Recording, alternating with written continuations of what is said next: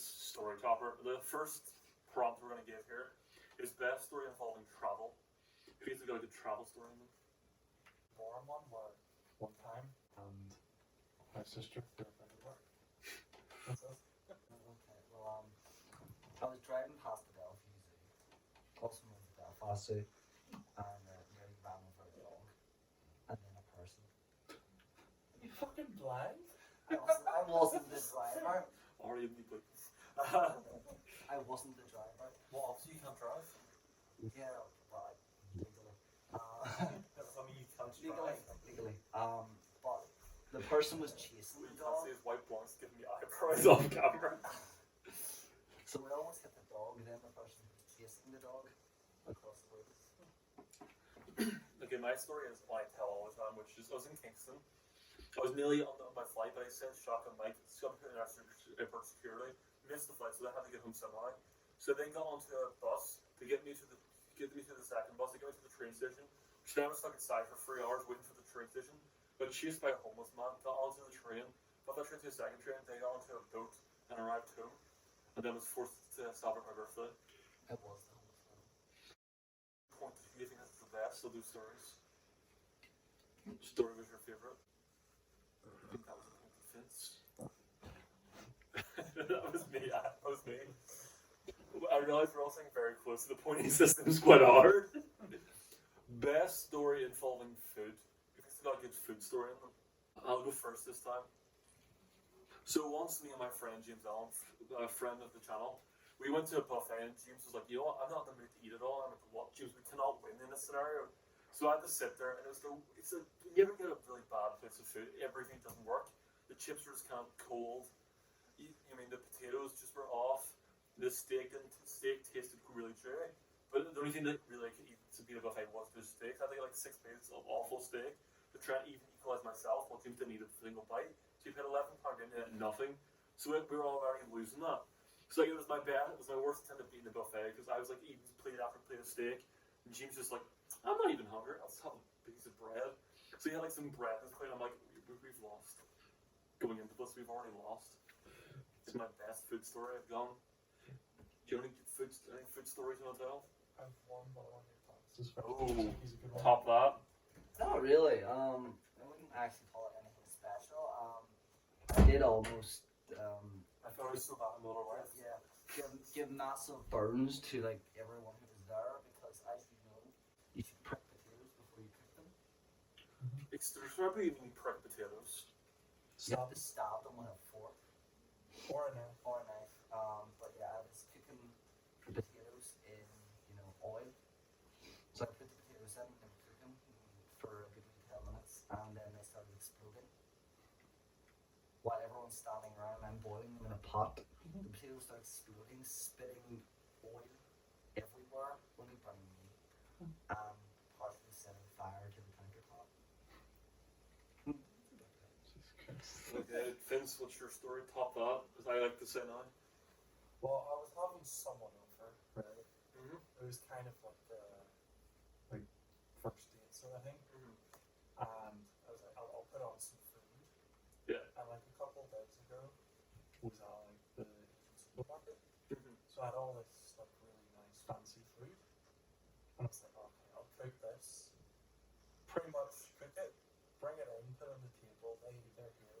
We're talking for them, like, do you want some food? Okay. We go in, they're like, I don't want any of it. Because apparently they're very, very picky eaters. So that was pretty much my dinner for the next couple of days. Oh, It's all this really nice, like, oh, you got dumplings, you got, what was this, like, it's like a rolls. grill cuisine, like a built for 2 people. Like, Randy. And then you were like, oh, so not even just, so your one has the salad, story's got even the salad orders, you have to eat it for days afterwards. Well, Just like the dinner for like range. 2 or 3. It's like a Chinese version of Christmas leftovers. Point at your favourite story of this bunch. We had a little technical issue of I have no space.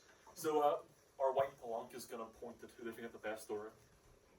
Sad date, field buffet, or Dude, burner. Thom got a point for burning himself.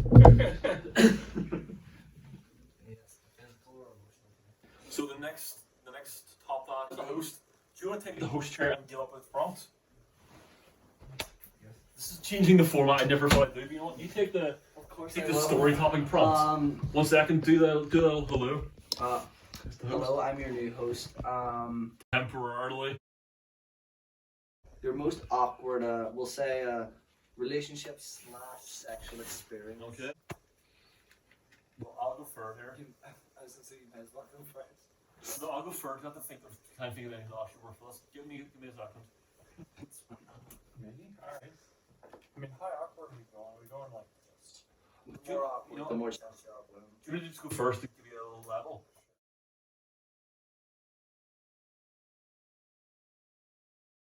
So there's this girl called blank.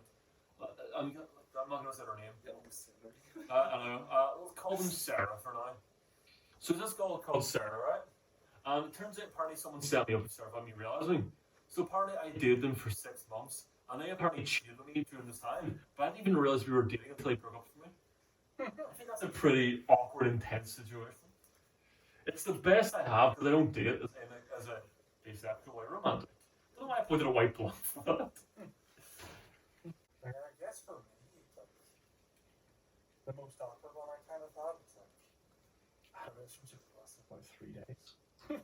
Oh. It was kind of a hang where it's just like, we were just both hanging out, you know, a couple of kissing and all that. They go off. They disappear for like a day, and I'm like, I'm saying how much, you know. The next day they show up and like, I'm like, fucking hell. That was That's awkward. like they asked me out and everything on like the first day. Jess. So one of my awkward ones was with Sarah. Was with Sarah. Fun fact, that's actually my go-to alter ego name. So both before, during, and after the relationship with Jess, Sarah was trying to get with me. Fun fact, I knew this was happening, but I didn't realize I was trying to date them, so I just thought they were wanting to date him. Yeah. So it made it a little more awkward after being like, yeah, Jess, you do resolutions going out. I thought Jess was just like, yeah, trying to get some open relationship stuff going. Then to find out that they didn't know at all. So me and Jess were dating the same person at the same time. I didn't even know I was dating them. Was this during, before, or after that person was with me? No, we're talking about Sarah. Okay, just to catch up, Finn, second. We're gonna time out in the video. Best moment you were intoxicated on. You have to have. It can be whatever substance you want. That's to be intoxicating.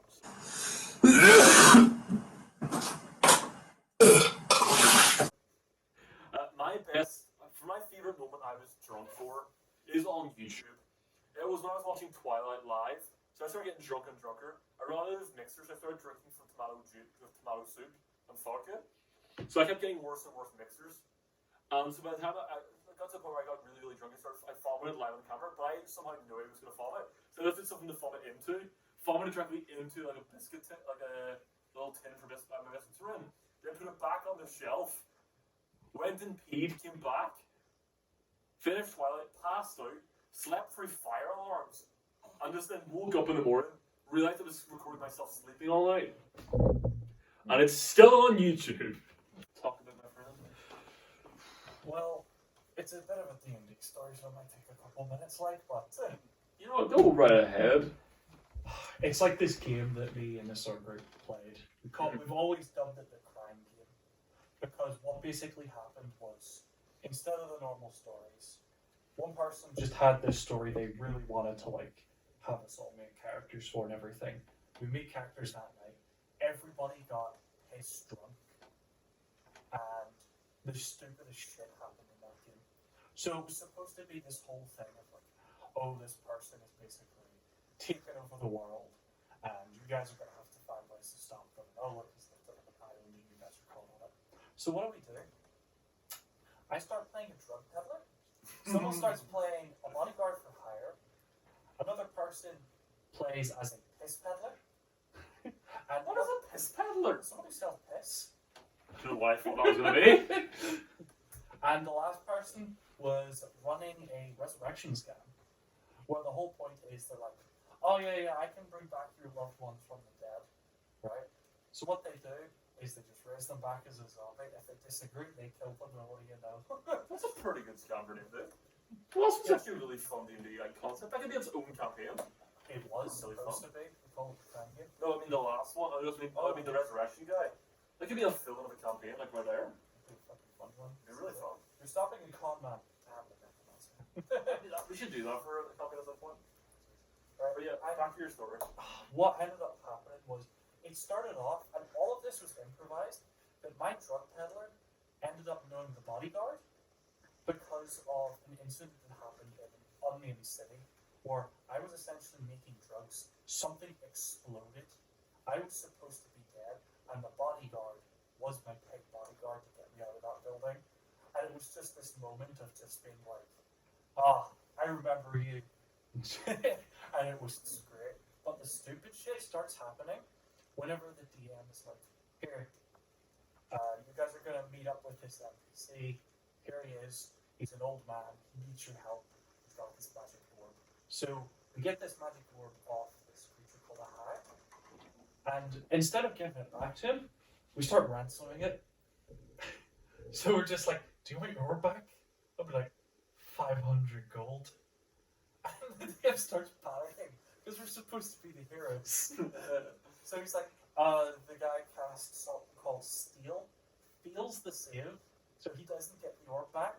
And so we start extorting him. We're just like, that's an offense. That's going to cost you an extra 500. He's like, oh, I can't afford that. It's like, don't worry, we'll take your house as payment. And he's trying his best to sell everything, and eventually, he lets us just go completely unhinged. We go into this man's house, I take his alchemy equipment and immediately start making drugs with it. The bodyguard just starts like stealing all the beds. The other two, the piss peddler, is just making his own stand out of the wood. And the resurrection one is just like deciding what to do with the zombie. Eventually, we get to the last bit, which is, you're going to like my old house before it was overrun and taken. So we get there, and we're supposed to help clear out the place and figure out what's going on. There's a couple monsters, we kill them. The best bit happens when we reach the kitchen, because we all immediately start going unhinged again. The piss peddler is like turning on all the stoves to raise his energy bill, piercing all the barrels so all the salt and the oil is ruined and going all over the floor. We're throwing his food everywhere. What heroic guys you were. I know. The worst part came whenever we went to his bedroom. The bodyguard immediately starts ripping up all his clothes. The necromancer shits on his bed, and me and the piss peddler start hotboxing the room. Because I'm the drug peddler, I just bring out some drugs. We finished that house eventually, but after that, the DM could never run another game. He says it was too much. We broke him by being absolute shitters.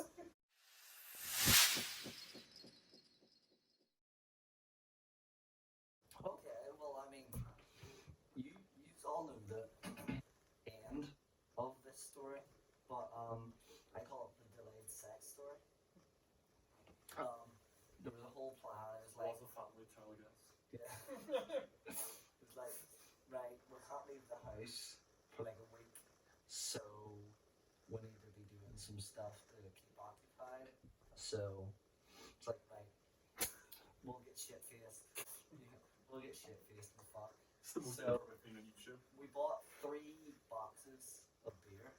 So it's gonna, what's that, 70 beers. Just so you know, 70 though, beers. Thom and Vince asked Thom, how much should be? Thom's like, PG-13. Thom's first story ruins PG-13 rating.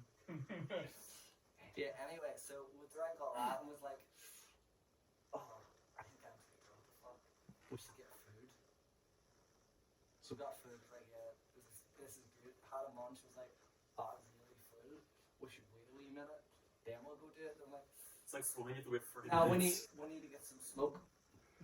So I had some smokes, and then it was like, Just in case editing might need to edit that down a little bit. The piss peddling pals. Vomiting streamer. Or the Goldilocks of banging. Why belong thinks the piss peddling pals. I call Trademark. bullshit. Sorry. So the prompt they give us was public spaces. Is the involve a public space? You can use that however you want, as vaguely as you want or as intensely as you want. Your public space. I'll go first. A story which I'll dub the first of these type of stories.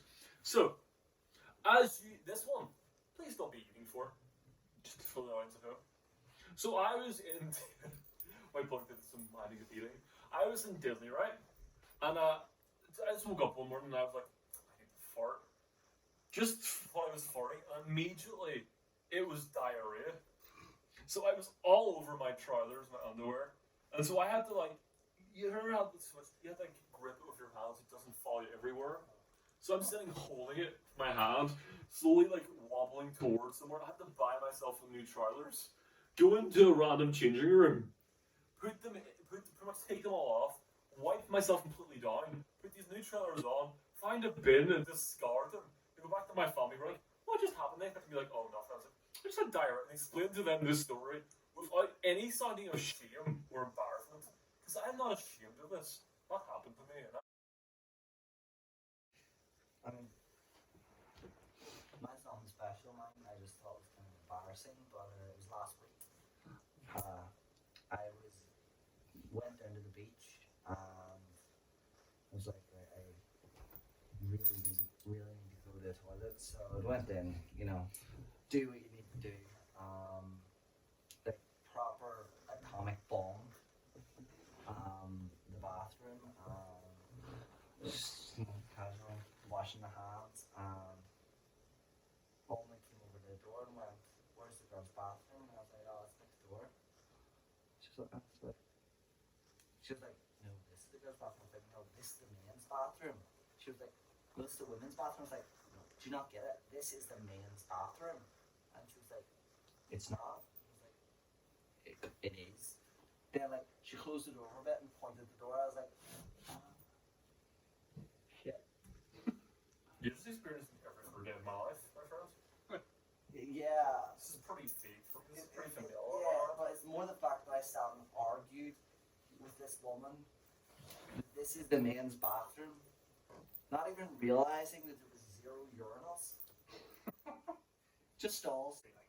10 years, 3 years ago. Oh, I want to say for the audience sake, mine was only 3 or 4 years ago. I wasn't a child.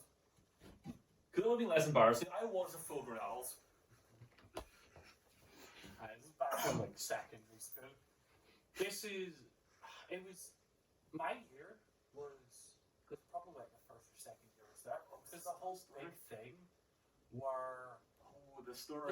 the building had just been renovated, completely changed over, upgraded, all that. My year was the first year to be the first year in that building. Same. Well, I know, that's why I said same.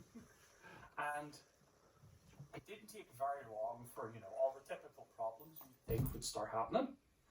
And I still remember in the first few weeks, one of the things that happened was in the bathroom, somebody got locked into one of the stalls. Sorry, I'm thinking of something. No, I don't actually know which one you referred to. I probably forgot it. I'll But tell you this in a one was just brutal. As someone was in the urinal, they locked it over. They were trying to get out. There's 3 people keeping them in there, and everybody's throwing everything they can into the urinal over the top of it. You've got toilet paper. You got bags. I'm pretty sure someone threw someone else's fucking shoes in there. So much fun. I know. I think the worst thing about it as well was they actually started screaming. I never got to see what they looked like coming out because obviously when that teacher comes in, he's like, "Can I get out to all of you?" But I feel so sorry because there was Oh, so many things just chucked into that one stall. It's not even that big. It's maybe like about there. Like that's how big it is. You got the toilet, like half of it, and just enough to sit or stand. Someone's bravo for that camera movement. Unprompted, untold to do so. Points to where things was pointed at. Points right back to us. Just a great camera movement, by the way. Diarrhea 1. Did Mickey Mouse the diarrhea rat?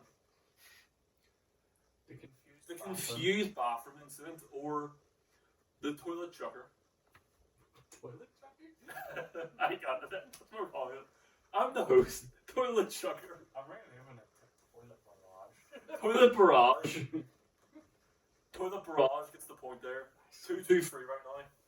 So, we'll do 3 more stories, giving anyone a chance to catch up here. It's going to be a little cross promotion here. We're going to do an airsoft story. Usually we do these on Relic Revolution, but we're going to throw one onto Operation Comedy. We've all did some airsoft. The best one, it was maybe my second pistol that I ever bought, and I'd been, given it second hand, so I hadn't used it before, and I hadn't used the airsoft one either. So you have to go in and see how fast the gun is shooting, or how strong it's shooting. So I went in and went over to Corona with the guy who owns the place, and I was like, gassed it up, stuck the magazine in. As soon as I stuck the magazine in, the guy started fucking holding the wee thing for me to shoot through. But as soon as the magazine went in, this gun just shoots semi-auto, single fire. As soon as I slammed my 50-round magazine into it, it emptied the whole 50-round magazine up this guy's leg, inner thigh and groin, with 50 rounds of probably 400 feet per second BBs. And he's never let me live this down. I may have, destroyed any chance he ever has at ever having kids. I think his personality can do that for himself. By detonating his testicles with 50 rounds. My story is a very basic story, but a very annoying story. So I was in airsoft. I joined after Tom finally got me to wore me down and finally go with him. He was trying to get people to go with, because he didn't want to go by himself as much. He got others, trying to get others. One point we had like 5 or 6 regular. Yeah. We're down to like 2 or 3 now. Like we've run down a lot. But so I bought my very first gun. It was like what type of gun was it called? An M4. An M4, right? So I brought it home for the first time, then brought it back. But the instructions were in Chinese, so I got them translated on the internet. And it says you can take the gun into 2 parts. So I got the gun, took the little front part off the gun, so it's in 2 parts, put it in my backpack so it fit in properly, and brought it down to friendly fire. Then tried to put it back in. Apparently, tried to jam it back in. Got where I thought, oh, it's back in. Tom was over me like, what have you done to this gun? Then I'm like, let's put it back together. Like, what do you mean back? It doesn't separate. So then the staff came over and like, what have you done? And they're like, no, it's broken, but we'll give you a rental and we'll charge you a normal price, but we'll try and fix it. So I come back like a week later, like, you destroyed every part of this gun somehow. This gun will never work again. So then they were like, to make up for it, we'll sell you this gun for £30 and use that gun for scraps. So I got this little revolver off them. Back whenever I was part of the BDs. Mm-hmm. And there was this whole thing where just like, it's the end of year, you are going to go for a laser tag, we've got this place booked out. And I've pretty much been taller than most people since very young. I had my growth spurt very, very early. You can't see how tall he is, audience. Just my first go up, I won't be on the camera. Don't worry, he can turn up. I'll stand up beside you to show the kind of height perspective. Right, Keep telling your story while I help my wife vlog here. So we all end up going to this laser tag place, as you'd expect. And partway through, because everything is pitch black dark, because it has to be, everyone's got their laser guns. You just hear in the middle of it, someone starts bawling. Because apparently, partway through, because everything's completely dark, I had slammed into someone like around twice their height. They weren't seriously injured or anything. But the worst part is it happened again. Same guy. I don't know if it was the same guy. I never figured out who it was because they were taken home early, and I didn't take face counsel the way back. But they pulled me out after that, and they just said, "If this happens the third time, you're going home." It's twice these 3 strikes. Like, I didn't even feel anything. I must have just slammed into someone I couldn't see and kept running. Sounds like you're a car there again. You can't go. Your story made me laugh. Which story was your favorite story? 2 broke guns or 2 broke people? For that punchline, I just won it. Which was your favorite story, my friend? Tom's? So I'm gonna go get the prizes. Alright, everyone assumed these were the prime plus because I didn't explain to the members of the crew what these were. So, as the host, my job is to try and stop you two winning. So now you can get prizes and I don't have to give away something. Mm-hmm. So I have now lost, so I now have to give a prize to you. So these are the 5 potential prizes. Pick one prize for yourself to get. This one because it was the most popular prize. And then read it aloud as soon as you unfold it. Get £10. This is get £10. I will give Tom £10. I just want to hear what the other prize potentially were. Yeah. You could have gotten. I will pay for you to get drunk. That would be very expensive for you. You could have got. You will pick what I wear in the next video.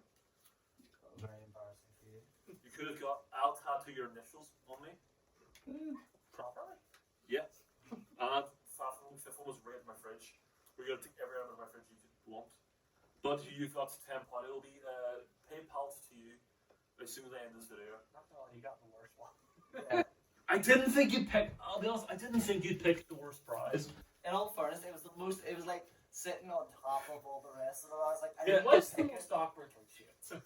Yeah, the problem was that was the least fun. That was the least fun prize. It was also the most expensive prize for me potentially. No, that'll be the drunk one. The drunk one. The drunk one. You know what? You've got the £10 one. Hello. Hopefully you all enjoyed the pilot of the Revolving game show. So, as obvious from the title, every game show changes per episode it is. So the episodes of that one will be about something else. Not going to reveal what they are yet. It's part of the fun. So Tom did pick, as you've seen, the most anticlimactic prize. To get a tenner, which even if I filmed that, I would just been handing him a tenner, but PayPal was easier. So they're almost like Raid the Fridge. More fun to film. Meeting a tattoo of his initials, that would have been the most spectacular landing. Be paid to get paid for you to get drunk would have been hilarious to try and film that one. So yeah, he just got the worst theatrical ending, but hopefully you all enjoyed the pilot episode of this new game show.